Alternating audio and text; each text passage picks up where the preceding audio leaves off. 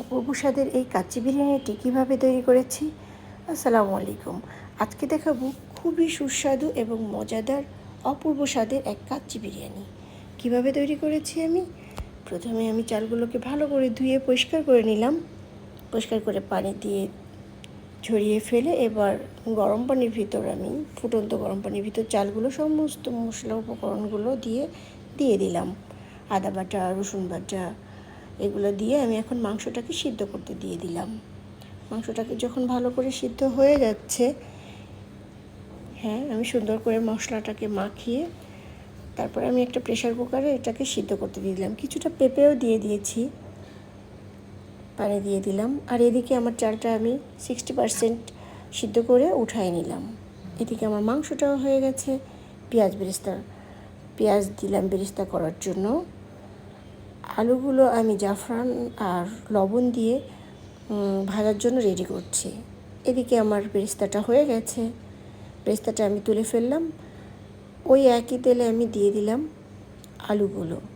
আলুগুলো দিয়ে ওর ভিতরে আমি একটু বিরিয়ানি মশলা দিয়ে দিচ্ছি। বিরিয়ানি মশলাটা দিলে আলুগুলোতে একটু বিরিয়ানির ফ্লেভার পাওয়া যাবে যখন মুখে পড়বে তখন।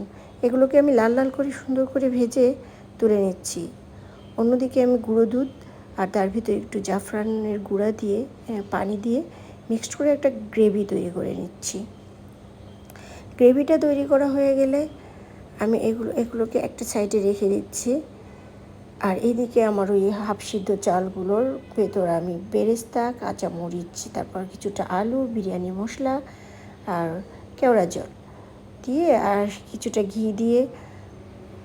ঘিগুলো সুন্দর করে দিয়ে একটা লেয়ার তৈরি করছি।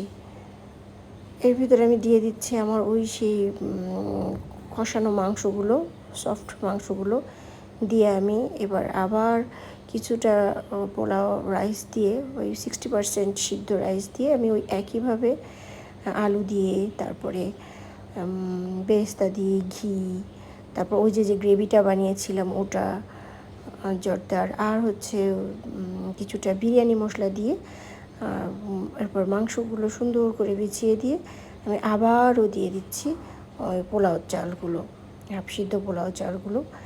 এবার আমি লাস্ট লেয়ারটা তৈরি করছি। আমি ঘি দিয়ে দিলাম সেই গ্রেভিটা, তারপরে দিয়ে দিলাম বেরেস্তা আর ওই মাংসটা উঠিয়েছিলাম তার ভিতর যে ঝোলটা ছিল ওটাও দিয়ে দিলাম। আর কিশমিশ, কাজু বাদাম দিয়ে আমি কিছুক্ষণের জন্য আধা ঘন্টার জন্য দমে রেখে দিচ্ছি। আমি ওই যে ছিদ্রটাও বন্ধ করে দিলাম। এদিকে আমি ডিম সিদ্ধ